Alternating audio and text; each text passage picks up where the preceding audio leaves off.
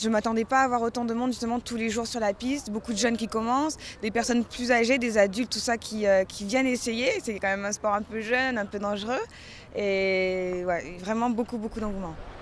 Le nouvel écrin saint-quentinois fait office de tremplin pour le développement du BMX en France. C'est la championne de la discipline qui l'affirme et la piste du Vélodrome le lui rend bien.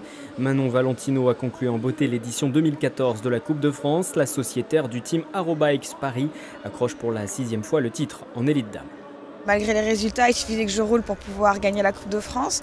Donc je suis arrivée sans trop de stress et je voulais travailler d'autres choses, bien rouler et puis prendre du plaisir parce que c'est l'avant-dernière course de l'année pour moi. C'était une plutôt bonne saison parce que quand même sur 5 Coupes du Monde, j'ai fait 4 finales dont un podium. Il y en a un où j'ai failli encore faire un podium, je suis tombée.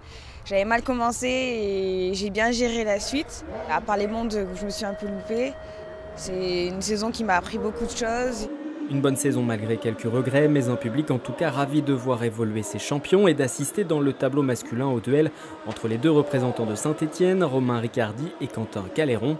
Même si le duel a tourné à l'avantage du premier, la conséquence d'une blessure en cours de saison dont il doit encore pleinement récupérer. Mais si Quentin termine à la 2e place, il entend bien profiter de ses prochains entraînements ici au Vélodrome pour retrouver confiance.